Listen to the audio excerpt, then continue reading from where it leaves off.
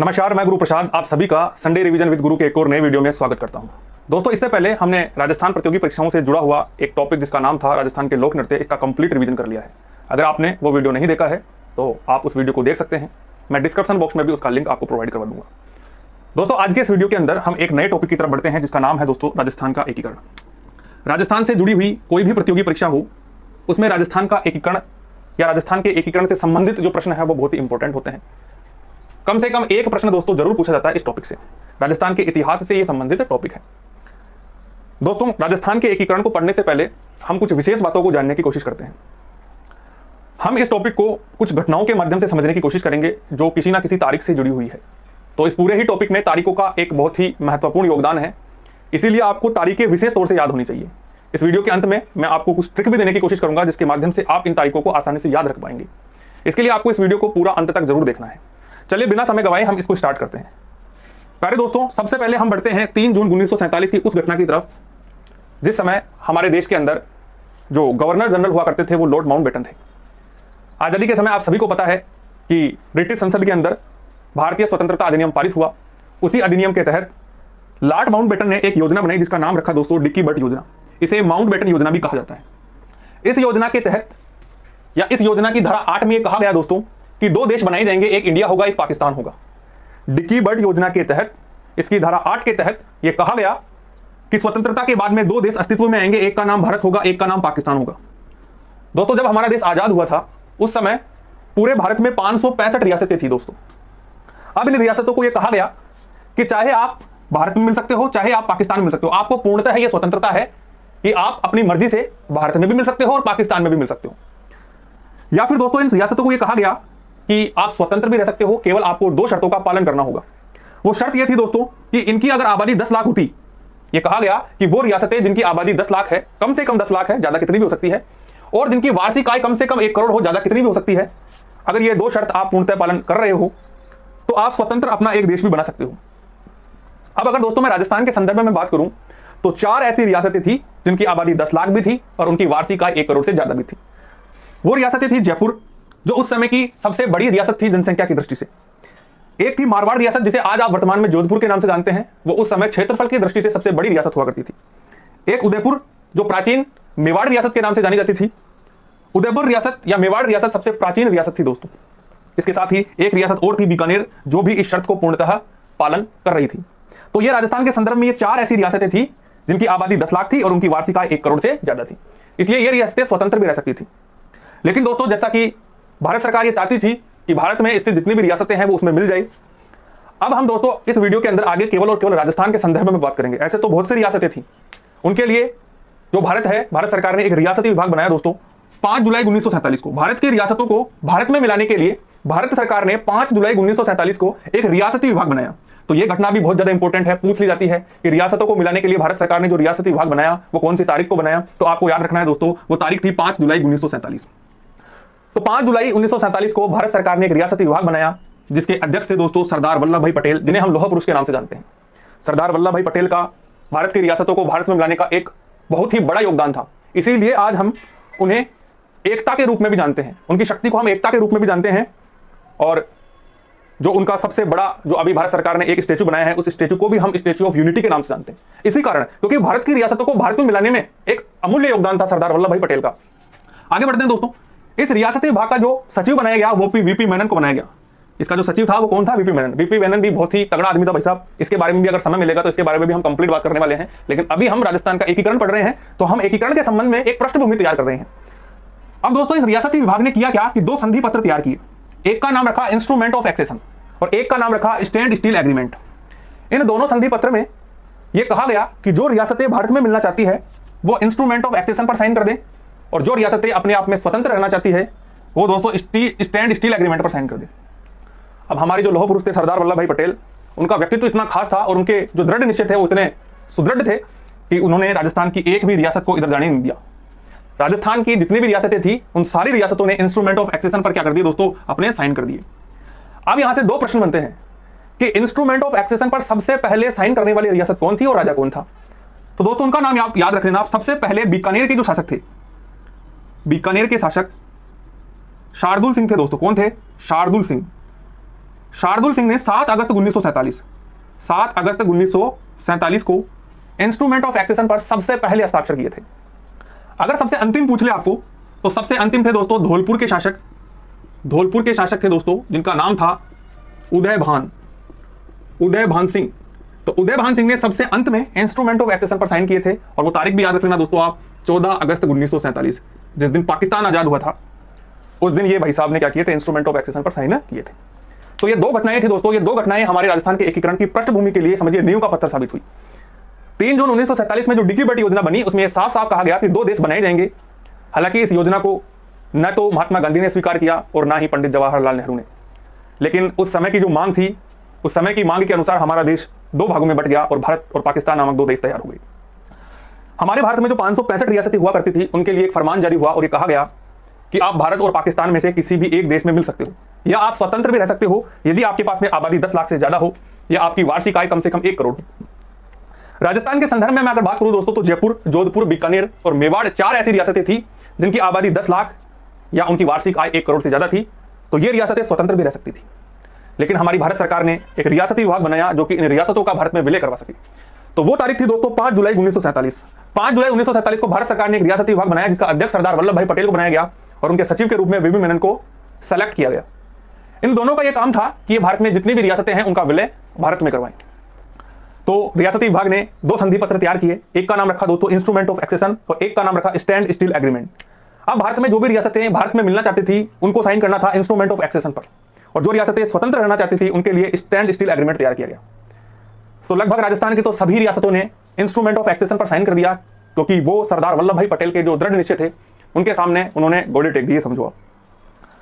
अगर आपसे कोई प्रश्न पूछे कि इंस्ट्रूमेंट ऑफ एक्सेशन पर साइन करने वाले सबसे पहले राजा कौन से थे, तो वो बीकानेर के शार्दुल सिंह थे, जिन्होंने 7 अगस्त 1947 को इंस्ट्रूमेंट ऑफ एक्सेशन पर सबसे पहले साइन किए, और धौलपुर के शासक उदय भान सिंह थे, जिन्होंने 14 अगस्त 1947 को सबसे लास्ट में या सबसे अंतिम वो शासक हुए जिन्होंने इंस्ट्रूमेंट ऑफ एक्सेशन पर साइन किए। तो ये दोस्तों पृष्ठभूमि तैयार हो गई है। चलिए हम बढ़ते हैं राजस्थान के एकीकरण के उस टॉपिक की तरफ जो कि हमें हमारी राजस्थान प्रतियोगी परीक्षाओं में महत्वपूर्ण अंक दिलाता है। चलिए शुरू करते हैं। दोस्तों राजस्थान के एकीकरण को पढ़ने से पहले हम कुछ विशेष बातों को जानने की कोशिश करते हैं। दोस्तों हम सभी को पता है कि हमारा देश 15 अगस्त 1947 को आजाद हुआ था। यह सुनहरी तारीख थी जिस दिन हमने ब्रिटिश जंजीरों को तोड़कर हमारे देश को स्वतंत्रता दिलाई थी।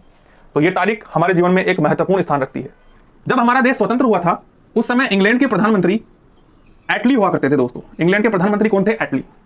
और उस समय हमारे भारत के जो गवर्नर जनरल थे, जो जीजी थे, वो थे दोस्तों लॉर्ड माउंटबेटन। अगर मैं स्वतंत्रता के समय हमारे भारत की बात करूं तो जैसा कि मैंने अभी आपको बताया था, लगभग 565 रियासतें थी दोस्तों। लगभग कितनी थी? लगभग 565 रियासतें थी। अगर मैं अपने राजस्थान के संदर्भ में बात करूं दोस्तों, तो राजस्थान में स्वतंत्रता के समय 19 रियासतें थी। कितनी रियासतें थी? 19 रियासतें। इन चीजों को बहुत ध्यान से आपको समझना है। ये चीजें जितनी आसान आपको लगती है, अक्सर परीक्षा में सबसे ज्यादा बार पूछी जाती है, इसीलिए मैं इन चीजों को विशेष तौर से आपको बता रहा हूं। 15 अगस्त 1947 को हमारा देश आजाद हुआ, तो स्वतंत्रता के समय हमारे भारत में लगभग 565 रियासतें हुआ करती थी। उस समय इंग्लैंड का जो प्रधानमंत्री था वो एटली था, और हमारे देश के जो गवर्नर जनरल थे वो लॉर्ड माउंटबेटन थे, और यही अंतिम गवर्नर भी थे स्वतंत्रता के समय। राजस्थान के संदर्भ में अगर बात करूं दोस्तों, तो 19 रियासतें थी। अब यहां पर आपको 19 रियासतों के नाम अगर याद है तो बहुत बढ़िया है, अगर याद नहीं भी है तो भी आपको लोड नहीं लेना है। इसके बाद दोस्तों राजस्थान में 3 ठिकाने हुआ करते थे। ठिकानों के नाम आप याद रख सकते हो, बहुत ही आसान है। तो 3 ठिकाने हुआ करते थे दोस्तों। एक तो हुआ करता था लावा, एक हुआ करता था नीमराना, और एक हुआ करता था दोस्तों कुशलगढ़। तो ये 3 ठिकाने हुआ करते थे। और एक दोस्तों केंद्र शासित प्रदेश हुआ करता था, केंद्र शासित प्रदेश, जिस पर डायरेक्ट केंद्र का शासन था, और वो दोस्तों था अजमेर मेरवाड़ा। तो स्वतंत्रता के समय राजस्थान में 19 रियासतें थी, 3 ठिकाने थे और एक केंद्र शासित प्रदेश था। ठिकानों में एक लावा, एक नीमराना और एक कुशलगढ़ ठिकाना हुआ करता था। दोस्तों अगर इस 19 रियासतों में हम देखें तो जो मेवाड़ था वो सबसे प्राचीन रियासत थी। झालावाड़ जो थी वो सबसे नवीन रियासत थी। इन 19 रियासतों को आपको याद नहीं रखना दोस्तों, लेकिन कुछ इंपॉर्टेंट जो रियासतें थे उनके बारे में आपको थोड़ी बहुत जानकारी पता होनी चाहिए। तो मेवाड़ सबसे प्राचीन रियासत हुआ करती थी, झालावाड़ सबसे नवीन रियासत हुआ करती थी, जयपुर जनसंख्या की दृष्टि से सबसे बड़ी रियासत हुआ करती थी दोस्तों, और मारवाड़ क्षेत्रफल की दृष्टि से सबसे बड़ी रियासत हुआ करती थी। अगर आपसे सबसे छोटी रियासत पूछ ले तो शाहपुरा क्षेत्रफल की दृष्टि से सबसे छोटी रियासत थी। शाहपुरा शाहपुरा जो रियासत थी वो सबसे छोटी रियासत थी दोस्तों। मैं आपका ध्यान एक तरफ इंगित कर दूं, अगर आप ये वीडियोस को पहली बार देख रहे हो तो चैनल को सब्सक्राइब कर दें। अगर आपने ये टॉपिक पहले से पढ़ रखा है तो आपके लिए कंप्लीट रिवीजन होने वाला है, और अगर आप पहली बार इस टॉपिक को पढ़ रहे हैं तो आप इनकी सहायता से बुलेट नोट्स तैयार कर सकते हैं। चलिए आगे बढ़ते हैं। तो सबसे प्राचीन रियासत मेवाड़ थी, सबसे नवीन रियासत झालावाड़ थी, सबसे बड़ी रियासत जनसंख्या की दृष्टि से जयपुर थी, सबसे बड़ी रियासत क्षेत्रफल की दृष्टि से हमारा मारवाड़ था, और सबसे छोटी रियासत दोस्तों शाहपुरा रियासत हुआ करती थी। दोस्तों जब हमारा देश आजाद हुआ था तो हमारे राजस्थान राज्य को बी श्रेणी के राज्य का दर्जा प्राप्त था, बी श्रेणी का राज्य माना जाता था। हालांकि बाद में ये जो एबीसी का भेदभाव है ये मिटा दिया गया। जब हमारा देश स्वतंत्र हुआ तो हमारे देश की स्वतंत्रता प्राप्ति के बाद में हमारे राजस्थान का एकीकरण शुरू हुआ। राजस्थान का ही नहीं बल्कि भारत की जितने भी छोटी छोटी रियासतें थी उनका भी एकीकरण भारत में होने लगा। लेकिन हम यहाँ पर विशेष तौर से राजस्थान के एकीकरण को पढ़ने वाले हैं। तो चलिए राजस्थान के एकीकरण को शुरू करते हैं। आप सभी को पता है कि राजस्थान का एकीकरण 7 चरणों में पूर्ण हुआ। चलिए दोस्तों, राजस्थान के एकीकरण से जुड़े हुए हर एक चरण को बहुत ही ध्यान से समझने की कोशिश करते हैं, क्योंकि राजस्थान की प्रतियोगी परीक्षाओं में यहाँ से प्रश्न पूछे जाने की संभावना सबसे ज्यादा रहती है। तो आप विश्वास कीजिए कि जितना मैं बता रहा हूं उतना सफिशियंट है आपकी किसी भी एग्जाम के लिए। राजस्थान की विगत जितनी भी परीक्षाएं हुई हैं उनमें यहीं से प्रश्न बने हैं, और आगामी जो परीक्षाएं होंगी उनमें से भी यहीं से प्रश्न बनेंगे। तो आप बेफिक्र होकर चीजों को रिवाइज कीजिए। दोस्तों राजस्थान का जब एकीकरण हुआ तो इसके एकीकरण में लगभग 7 चरण लगे। जैसे कह सकते हैं कि राजस्थान का एकीकरण 7 चरणों में पूर्ण हुआ। इन 7 चरणों को पूरा होने में दोस्तों 8 वर्ष 7 माह और 14 दिन का वक्त लगा था। अब याद कैसे करेंगे? सबसे पहले 8 लिखेंगे, 8 में 1 कम करेंगे 7, 7 को 2 से गुणा करेंगे 14। तो 8 वर्ष 7 माह और 14 दिन का वक्त लगा था राजस्थान के 7 चरणों को पूरा होने में, राजस्थान के एकीकरण के 7 चरणों को पूरा होने में। दोस्तों इसका जो प्रथम चरण था 18 मार्च 1948 को शुरू हुआ, और जो इसका अंतिम चरण था वो 1 नवंबर 1956 को पूरा हुआ। इसलिए हम राजस्थान का जो स्थापना दिवस मनाते हैं वो 1 नवंबर को बनाते हैं। तो जो सफर 18 मार्च 1948 को शुरू हुआ था वो 1 नवंबर 1956 को पूर्ण हुआ। चलिए हम एक एक चरण को बहुत ही बारीकी से समझने की कोशिश करते हैं, और जो चीजें इंपॉर्टेंट है परीक्षा में आने लायक है केवल उन्हीं चीजों की तरफ हम अपना ध्यान केंद्रित करने की कोशिश करते हैं। तो सबसे पहले हम बात करेंगे प्रथम चरण की। इस प्रथम चरण का नाम दोस्तों मत्स्य संघ रखा गया। पहले जब हमारा जो ये भारत भूमि हुआ करती थी ये जनपदों में बटी होती थी, तो उस समय हमारे राजस्थान प्रांत में भी एक मत्स्य जनपद हुआ करता था। उस मत्स्य जनपद के नाम पर ही इस पहले चरण का नाम दोस्तों मत्स्य संघ रखा गया। यह मत्स्य संघ के.एम. मुंशी की सिफारिश पर रखा गया। इस प्रथम चरण का जो ये नाम है मत्स्य संघ, अगर आपसे प्रश्न पूछ ले कि किसकी सिफारिश पर मत्स्य संघ नाम रखा गया, तो दोस्तों वो थे के.एम. मुंशी। बहुत ही इंपॉर्टेंट क्वेश्चन है, इस पर आप चाहे तो फूल पत्ती लगा सकते हो। अगर दोस्तों इसका उद्घाटन पूछ ले, मैंने दोस्तों आपको पहले ही कहा था कि राजस्थान के एकीकरण में तारीखों का बहुत बड़ा योगदान है, इसलिए आपके ये तारीखें माइंड में एकदम छप जानी चाहिए।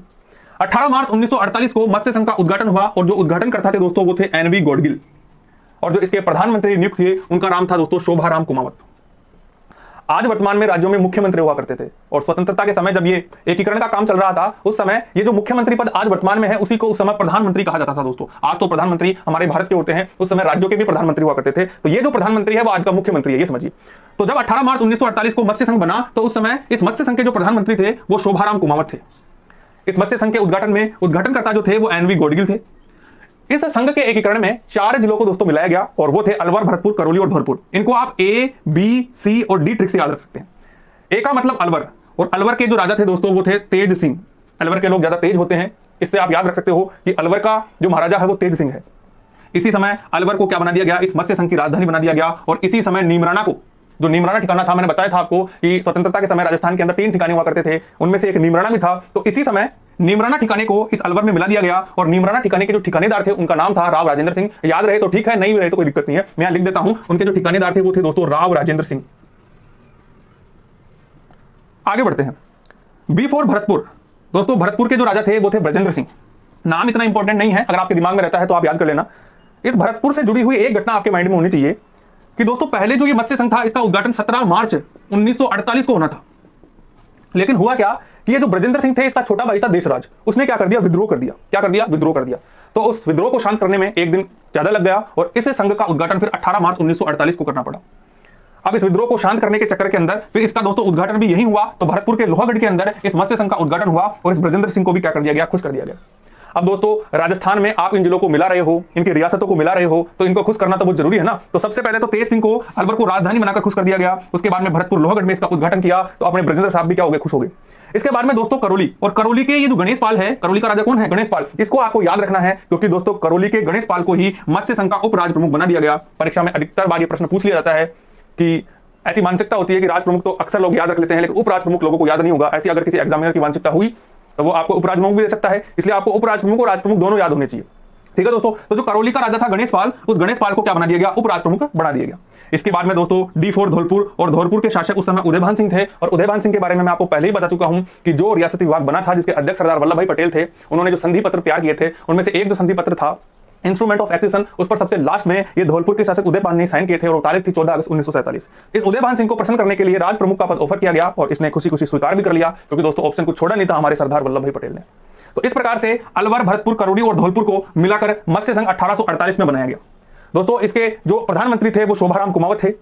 जो मेन चीजें थी वो मैं सब कुछ इसके बारे में बता चुका हूं। फिर भी अगर आपको कुछ याद रखना है तो आप उप प्रधानमंत्री और याद रख लेना दोस्तों। इसमें जो उप प्रधानमंत्री बने थे उनका नाम था गोपीलाल यादव, और एक थे दोस्तों जुगल किशोर चतुर्वेदी। तो ये दो नाम आप याद रखो तो अच्छी बात है, नहीं भी याद होते तो लोड नहीं लेना है। एक बार फिर से मैं प्रथम चरण को बहुत ही जल्दी आपसे रिवाइज कर देता हूं। प्रथम चरण नाम था मत्स्य संघ, उद्घाटन इसका किया गया था 18 मार्च 1948। उद्घाटनकर्ता थे दोस्तों एनवी गोडगिल। इसमें 4 जिलों को मिलाया गया, अलवर, भरतपुर, करौली और धौलपुर, जिन्हें आप ABCD से याद रख सकते हैं। अलवर के राजा तेज सिंह थे, अलवर को ही राजधानी बनाई गई और अलवर में नीमराना ठिकाने को मिलाया गया। इस समय नीमराना ठिकाने का जो ठिकानेदार था वो राव राजेंद्र सिंह था। B4 भरतपुर के राजा ब्रजेंद्र सिंह थे, और यहाँ पर जो लोहागढ़ भरतपुर है, यहीं पर इस मत्स्य संघ का क्या हुआ दोस्तों, उद्घाटन हुआ। जो उद्घाटन 17 मार्च 1948 को होना था वो एक दिन की देरी से 18 मार्च 1948 को हुआ, क्योंकि ब्रजेंद्र सिंह के छोटे भाई जो देशराज थे उन्होंने विद्रोह कर दिया था। C4 करौली, और करौली के जो गणेश पाल थे दोस्तों उन्हें उपराज प्रमुख बनाया गया। D4 धौलपुर, जिसके शासक उदयभान सिंह थे, उन्हें राज प्रमुख बनाया गया। अब दोस्तों ये याद कैसे करना है ये देखिए आप। धौलपुर में सबसे पहले, धौलपुर हमारे राज्य का सबसे पूर्वोत्तर जिला है, तो वहां सबसे पहले सूर्य उदय होता है। तो सूर्य उदय होने से उदयभान सिंह। अब जैसे ही आप सूर्य का उदय करवाओगे, आपको गणेश जी की आराधना करनी है, तो गणेश पाल। तो इस तरीके से आप याद रख सकते हो। अगर आप अपने हिसाब से भी चीजों को याद रखो तो वो तो बहुत ही ज्यादा अच्छा है, ठीक है। अपने आप से ट्रिक बनाने की कोशिश किया करो। अब दोस्तों प्रथम चरण से रिलेटेड जितनी इंपॉर्टेंट चीजें थी और जितने विगत परीक्षाओं में इससे रिलेटेड जो प्रश्न पूछे गए हैं उन सभी का मैंने यहां पर संकलन कर लिया है। इसके बाहर ना तो कुछ गया है ना कुछ जाएगा। अगर फिर भी आपको कुछ एक्स्ट्रा चीजें याद रखनी है तो आप 3 चीजें, बस ये 3 चीजें और याद रख सकते हो कि मत्स्य संघ की जो जनसंख्या थी वो दोस्तों 18.38 लाख थी। इसका क्षेत्रफल अगर आपसे पूछ ले तो वो लगभग 12,000 किलोमीटर स्क्वायर था, और इसका जो वार्षिक आय है वो 184 लाख है। इसके अलावा इस प्रथम चरण में आपको कोई चीज याद रखने की जरूरत नहीं है।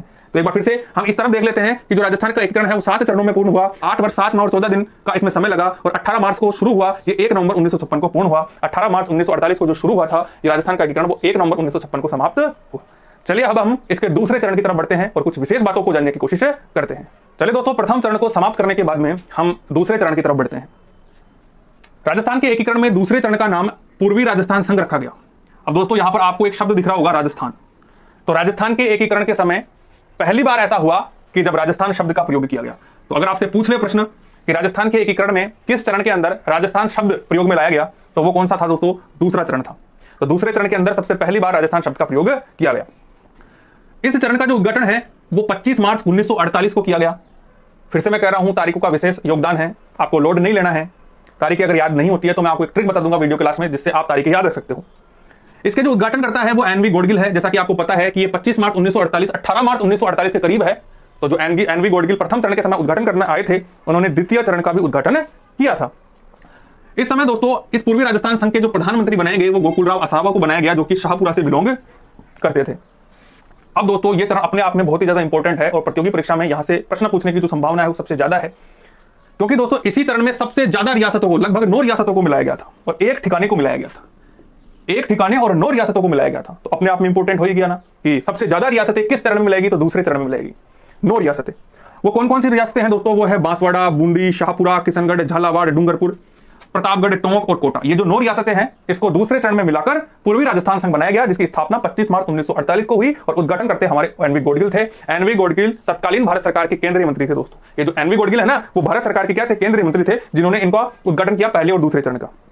इस समय प्रधानमंत्री गोकुलराव असावा थे। 9 रियासतें जिसमें बांसवाड़ा, बूंदी, शाहपुरा, किशनगढ़, झालावाड़, डूंगरपुर, प्रतापगढ़, टोंक और कोटा को मिलाकर ये पूर्वी राजस्थान संघ बनाया गया।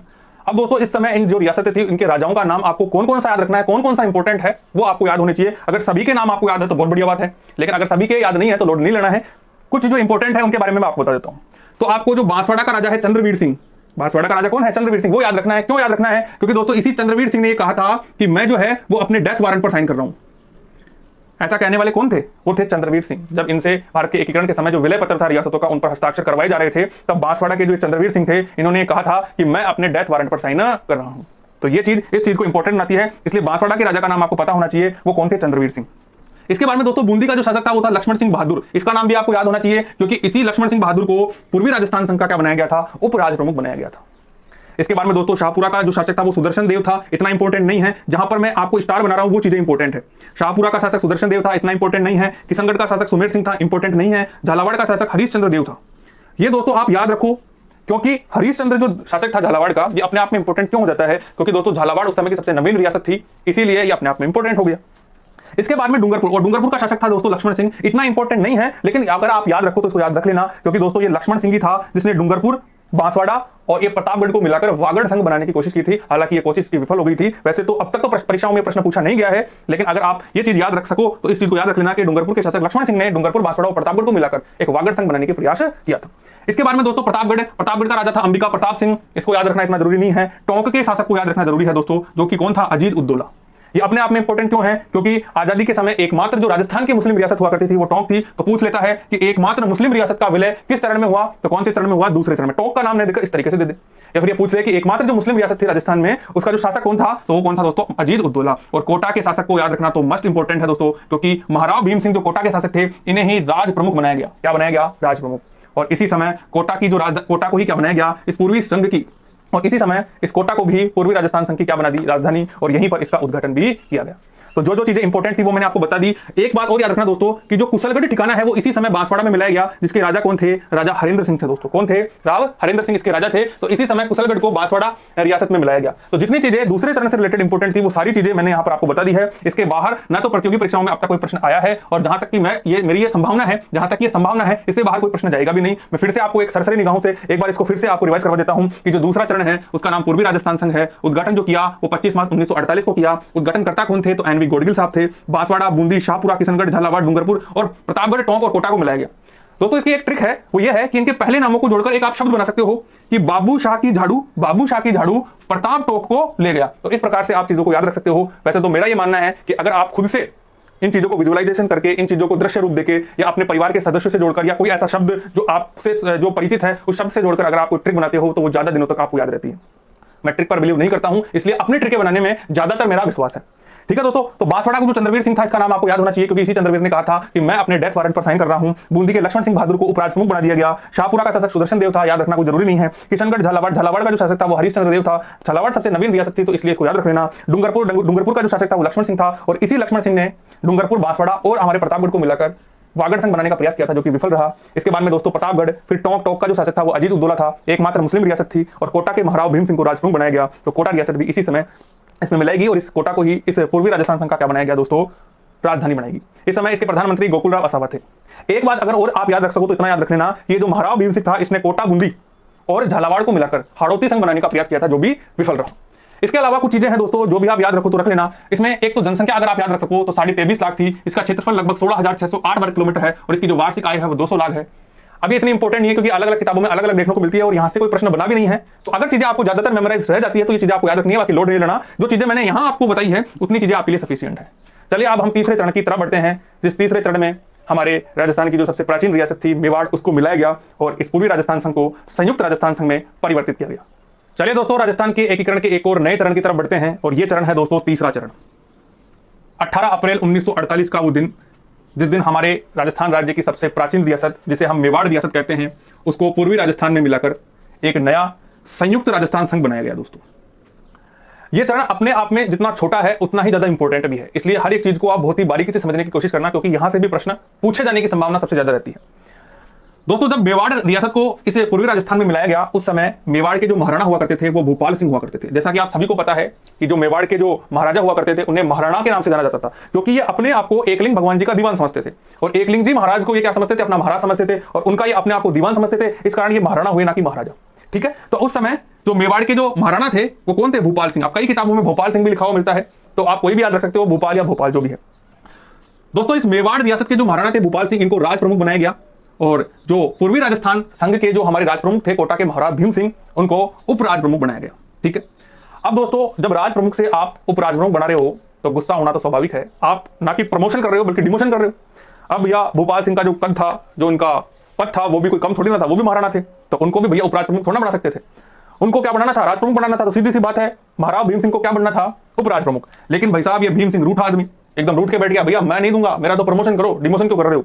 तो इसको ये कहा गया कि भाई महाराणा भोपाल सिंह है, हमारे जो राजस्थान राज्य की सबसे प्राचीन रियासत के ये क्या है, महाराणा है, थोड़ा इनकी भी इज्जत का ख्याल रखो। जैसे तैसे महाराजा भीम सिंह को बनाया गया, जैसे तैसे महाराव भीम सिंह को बनाया गया और उन्हें उपराज प्रमुख बनाया गया। लेकिन भैया महाराव भीम सिंह भी अड़े रहे और उन्होंने भी एक शर्त रख दी कि भैया अगर आप भोपाल सिंह को राज प्रमुख बना रहे हो बना दो, मुझे कोई आपत्ति नहीं है, लेकिन मेरी एक शर्त है। क्या शर्त है? कि इसका जो उद्घाटन है आपको कोटा में करना पड़ेगा। ठीक है साहब, ये शर्त आपकी मान ली, उद्घाटन कोटा में कर देंगे। अब महाराव भीम सिंह तो बहुत जल्दी मान गए, तो उन्होंने एक और शर्त रखी, भैया एक शर्त और है, रुको। बोले यार शर्त में शर्त लगाए जा रहे हो, बता भाई। बोले कम से कम विधानमंडल की एक बैठक आपको कोटा में करनी पड़ेगी।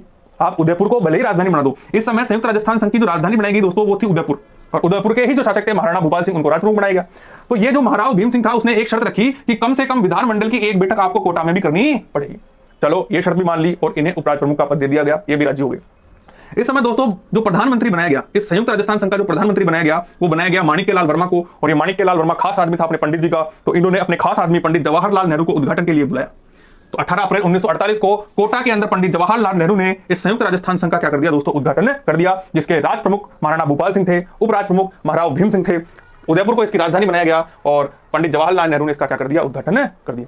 तो इसमें तो बहुत ही छोटी छोटी चीजें थी, बहुत ही छोटा सा चरण है, अपने आप में महत्वपूर्ण चरण है।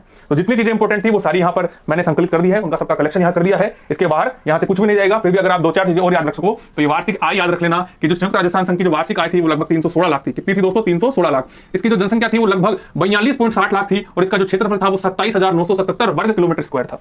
तो ये 3 चीजें आप याद रखो तो रख लेना, इससे ज्यादा इंपॉर्टेंट इसमें कुछ भी नहीं है। चलिए हमारे राजस्थान के एकीकरण के स्तंभ कहे जाने वाले सबसे महत्वपूर्ण चरण की तरफ बढ़ते हैं, जो कि है चौथा चरण। अपने आप में इतना इंपॉर्टेंट क्यों है? क्योंकि इसी चरण में हमने हमारे वर्तमान की जो राजधानी है राजस्थान की उसको प्राप्त किया था। तो चलिए चौथे चरण की तरफ बढ़ते हैं। तो राजस्थान के एकीकरण से संबंधित सबसे महत्वपूर्ण चरण की बात करते हैं। यह चरण अपने आप में इतना ज्यादा इंपॉर्टेंट है कि इस चरण का उद्घाटन करने स्वयं सरदार वल्लभ भाई पटेल आए। वही सरदार वल्लभ भाई पटेल जिनको यह दायित्व दिया गया था कि वो न केवल राजस्थान की रियासतों को बल्कि भारत की समस्त रियासतों को भारत में विलय करवाए। दोस्तों दिन था 30 मार्च 1949 का। ये वही दिन है जिस दिन संयुक्त राजस्थान के अंदर राजस्थान की 4 बड़ी रियासतों को मिलाया गया। चलिए हम डिटेल से इन चीजों को समझने की कोशिश करते हैं। तो सबसे इंपॉर्टेंट चरण की तरफ बढ़ते हैं जिसका नाम है चौथा चरण। और इस चरण के अंदर राजस्थान को बनाया दिया गया और इस चरण में राजस्थान को वृहत राजस्थान बना दिया गया। और इस चरण के अंदर जो संयुक्त राजस्थान बन चुका था उसके अंदर 4 बड़ी रियासतों को मिलाकर वृहत राजस्थान बनाया गया, जिसका उद्घाटन 30 मार्च 1949 को किया गया।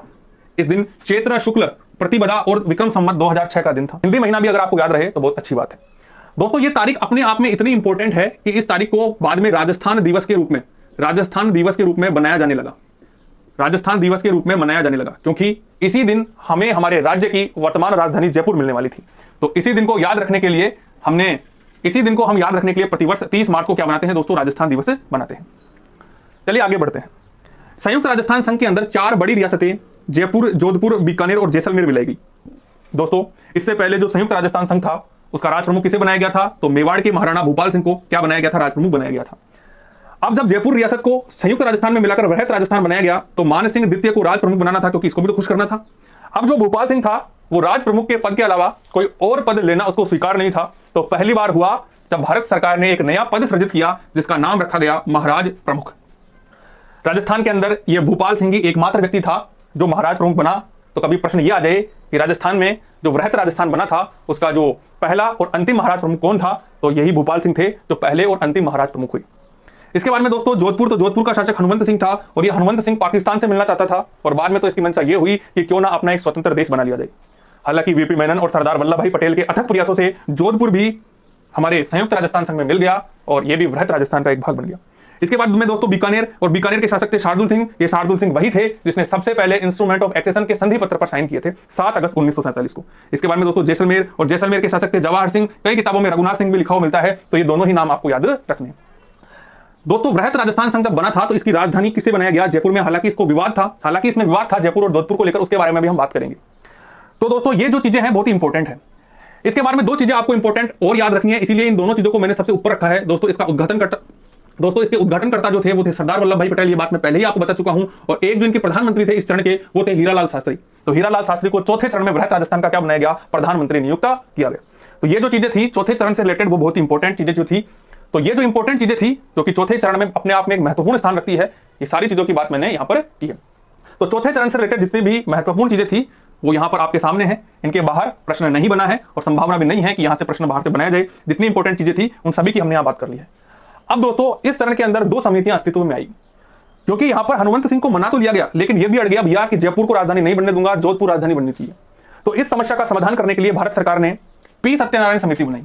इस पी सत्यनारायण समिति के जो अध्यक्ष थे वो तो पी सत्यनारायण स्वयं थे। इसमें दो सदस्य और याद रखने हैं, एक तो विश्वनाथन और एक वीके गुप्ता। एक सदस्य कौन थे? वी विश्वनाथन, और एक सदस्य कौन थे? वीके गुप्ता। और इस समिति ने कुछ सिफारिशें दी भारत सरकार को कि एक काम करो, आप अगर जोधपुर को राजधानी बना दोगे तो ये आदमी पंगा कर सकता है, इसलिए आप जयपुर को ही राजधानी रहने दो। तो इन्होंने ये सिफारिश की कि जयपुर को आप राजधानी बना दो। हाँ, हनुमंत सिंह को अगर आपको राजी करना है तो इसको एक काम करो, आप न्यायालय बना दो। जोधपुर में क्या बना दो? न्यायालय। इसीलिए आज हमारा जो उच्च न्यायालय है वो जोधपुर में है। ठीक है। इसके बाद में खनन विभाग आप उदयपुर को दे दो, क्योंकि उदयपुर को हम माउंटेन एंड फाउंटेन सिटी बोलते हैं, वहां पहाड़ ज्यादा है, तो आप इसको खनन विभाग दे दो। वन विभाग आप कोटा को दे दो। वन विभाग किसको दे दो? कोटा को, क्योंकि कोटा के अंदर क्या है? चंबल है, पानी की प्रचुर मात्रा है, तो वन्य जीव जंतु वहां पर आराम से रहेंगे। तो एक काम करो, वन विभाग आप किसको दे दो? कोटा को। और राजस्व विभाग और राजस्थान लोक सेवा आयोग, कहने का मतलब जो आरपीसी है वो आप अजमेर को दे दो। अब राजस्व विभाग का काम क्या है? पैसे देने का, व्यवसाय से संबंधित चीजें हैं, तो बीच में क्या है? अजमेर है, सबको देता रहेगा बीच में बैठा हुआ। तो ऐसी चीजों से आप याद रख सकते हो। और कृषि विभाग जो कि भरतपुर के पास, जो कि किसको दे दो? भरतपुर के पास है। कृषि विभाग किसको दे दो? आप भरतपुर को। अभी वर्तमान में कृषि विभाग कहां है दोस्तों? तो अभी वर्तमान में ये कहां है? जयपुर में। ठीक है। इस पी नारायण समिति ने सिफारिश की थी कि कृषि विभाग किसको दे दो? आप भरतपुर को, लेकिन वर्तमान में ये कृषि विभाग कहां है? तो जयपुर में है। अब दोस्तों इसके अंदर जयपुर और जोधपुर को लेकर अभी भी असमंजस की स्थिति बनी हुई थी कि भैया किसको बनाया जाए आखिर राजधानी। तो उसके लिए एक अलग से बी आर पटेल समिति बनेगी। इस समिति ने भी यही कहा कि भैया एक काम करो, आप इस जयपुर को ही रहने दो। जयपुर को ही क्या रहने दो? राजधानी रहने दो। और हमें अंतरिम रूप से राजस्थान की राजधानी जयपुर मिल गई।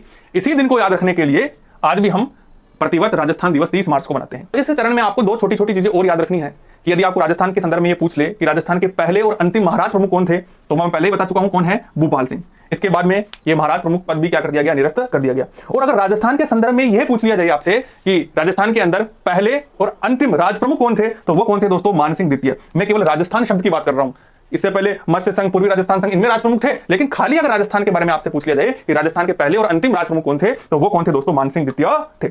एक बात और याद रखना दोस्तों कि एकमात्र ये भूपाल सिंह ऐसे हुए जिनको प्रीवी पर्स के अलावा धार्मिक कार्यों के लिए भी भारत सरकार क्या देती थी? पैसा देती थी। अब यहां पर ये प्रीवी पर्स क्या है? तो ऐसा समझिए दोस्तों कि भारत सरकार इन महाराजाओं के लिए कुछ पेंशन टाइप में कुछ पैसा दिया करती थी, वो इनका प्रीवी पर्स कहलाता था। तो एकमात्र भोपाल सिंह ऐसे थे जिनको प्रीवी पर्स तो मिलता ही था, साथ में धार्मिक कार्यों के लिए भी भारत सरकार इनको पैसा देती थी। तो जितनी चीजें चौथे चरण से रिलेटेड थी वो सारी चीजें मैंने बता दी है। अब तो मात्र बहुत ही छोटे छोटे चरण है दोस्तों, तो उन चरणों को हम एक साथ देखने की कोशिश करते हैं। चलिए आगे बढ़ते हैं। चलिए दोस्तों आगे बढ़ते हैं और राजस्थान के एकीकरण से संबंधित कुछ छोटे छोटे चरणों को जानने की कोशिश करते हैं। दोस्तों राजस्थान की नींव तो चौथे ही चरण में रख चुकी थी 30 मार्च 1949 को सरदार वल्लभ भाई पटेल के हाथों। लेकिन इसके बाद में जो संयुक्त वृहत राजस्थान बन चुका था, उसके अंदर मत्स्य संघ जो पहले चरण में जिसे बनाया गया था मत्स्य संघ को, उन दोनों को मिलाकर वृहत्तर राजस्थान या संयुक्त वृहत राजस्थान बनाया गया, जिसका उद्घाटन 15 मई 1949 को किया गया। तो 15 मई 1949 को संयुक्त वृहत राजस्थान में मत्स्य संघ को मिलाकर वृहत्तर राजस्थान या संयुक्त वृहत्तर राजस्थान की नींव रखी गई। दोस्तों इस समय जो भरतपुर और धौलपुर थे वो यूपी में मिलना चाहते थे। ये जो मत्स्य संघ था, मत्स्य संघ में तो इनको भरतपुर और धौलपुर को मिला दिया गया था, लेकिन जब इस मत्स्य संघ को संयुक्त वृहत राजस्थान में मिलाने की बात आई तो ये भरतपुर और धौलपुर ने कहा कि भैया ऐसा एक काम करो, भैया एक काम ये करो कि आप हमें क्या कर दो, यूपी में मिला दो, हम नहीं मिलना चाहते। बाकी जो हमारा अलवर और करौली था वो हमारे राजस्थान में मिलना चाहता था। तो इस समस्या का समाधान करने के लिए एक समिति बनाई दोस्तों, जिसका नाम रखा गया शंकरदेव समिति। तो शंकरदेव समिति के अध्यक्ष कौन थे? स्वयं शंकरदेव ही थे।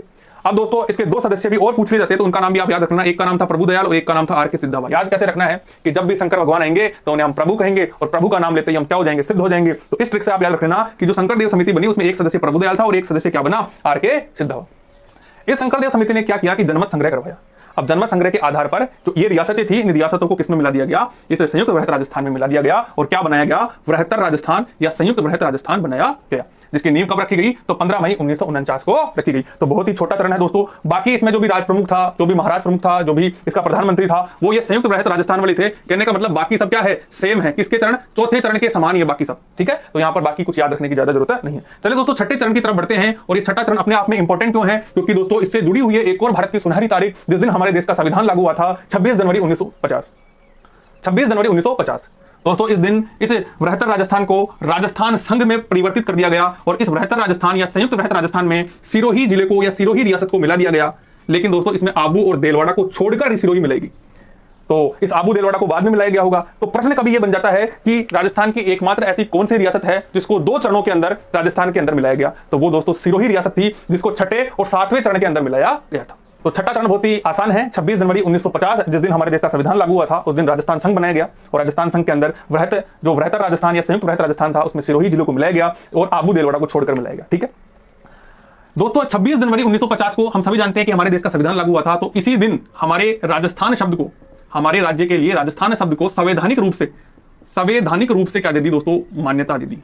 तो ये चीज भी आप याद रख लेना कि 26 जनवरी 1950 को राजस्थान राज्य के लिए राजस्थान शब्द को संवैधानिक रूप से क्या दे दी दोस्तों, मान्यता दे दी।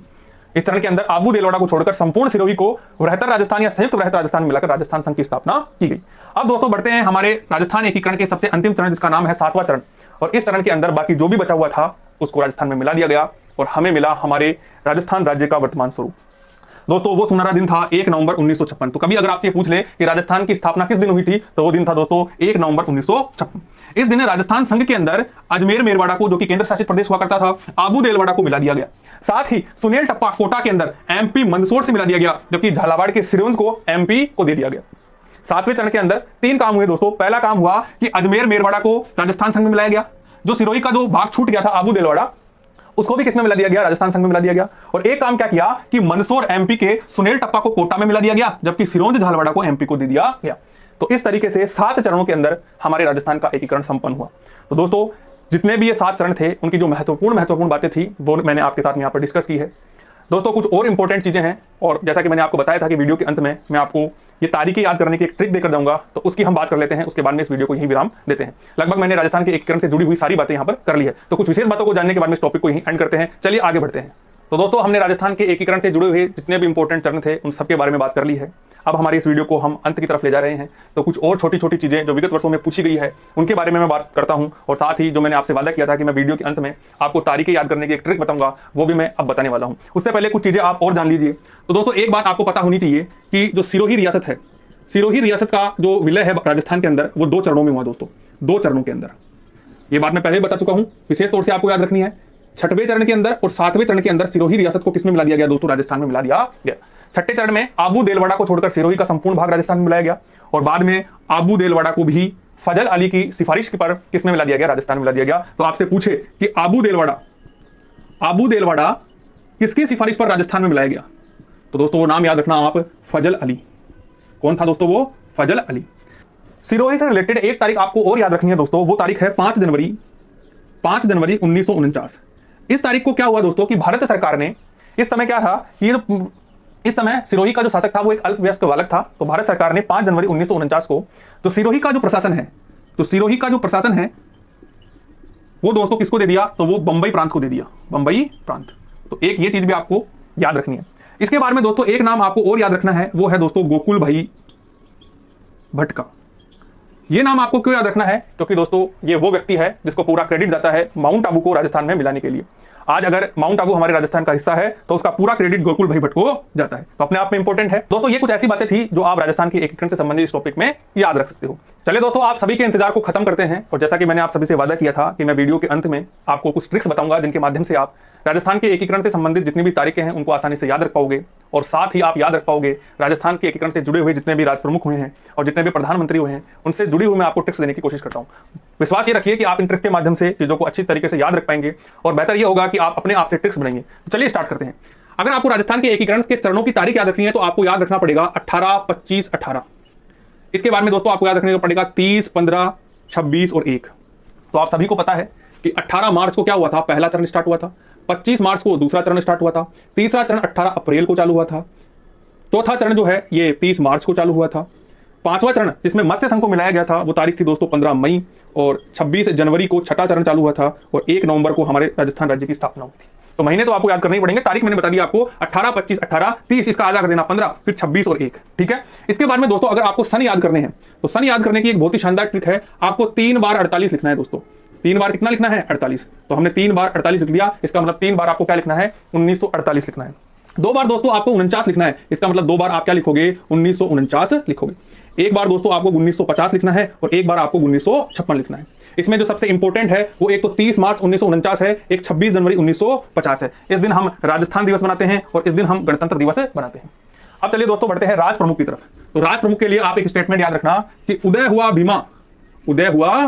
भीमा भोपाल मांझा, कि अब उदय जो हो गया भीमा जो है वो उदय हो गया है भोपाल, अब तू क्या करे मान जा। ठीक है, तो सबसे पहले चरण में जो राज प्रमुख बना वो कौन बना दोस्तों, उदय भान सिंह। दूसरे चरण में कौन बना, तो महाराव, कोटा के महाराव भीम सिंह। तीसरे चरण में कौन बना, तो महाराणा भूपाल सिंह, महाराणा भूपाल सिंह। और चौथे चरण में कौन बना दोस्तों, तो मान सिंह, और वो भी कौन से, दूसरे, मान सिंह द्वितीय। तो इस प्रकार से आप राज प्रमुख को याद रख सकते हो। और दोस्तों अगर आपको प्रधानमंत्री याद रखने हैं तो आपको दो स्टेटमेंट याद रखने हैं। एक तो शोभा तो है भैया गोकुल की, शोभा किसकी है, गोकुल की। और दूसरा स्टेटमेंट याद रखना है दोस्तों, जो मणि है, मणि, जो मणि है वो किसकी है, हीरा की। तो शोभा से आप याद रख सकते हो शोभाराम कुमावत, तो शोभा से आप याद रख सकते हो शोभाराम कुमावत।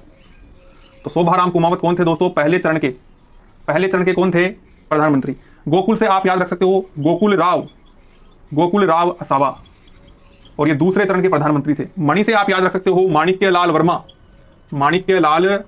वर्मा, और ये तीसरे चरण के क्या थे दोस्तों, प्रधानमंत्री थे। और हीरा से आप याद रख सकते हो हीरालाल, और हीरा से आप क्या याद रख सकते हो दोस्तों, हीरालाल शास्त्री। तो दोस्तों इस प्रकार 18 मार्च 1948 को राजस्थान का एकीकरण शुरू हुआ और 1 नवंबर 1956 को आखिरकार समाप्त हो गया।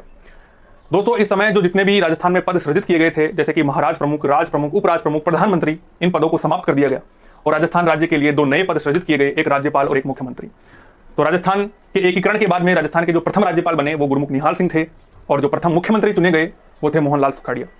तो दोस्तों राजस्थान के एकीकरण से जुड़ी हुई जितनी भी बातें हैं वो मैंने इस एक ही वीडियो में आप सभी के सामने प्रस्तुत की है। अगर वीडियो आपको अच्छा लगा है तो अपने दोस्तों के साथ में शेयर कर दीजिए।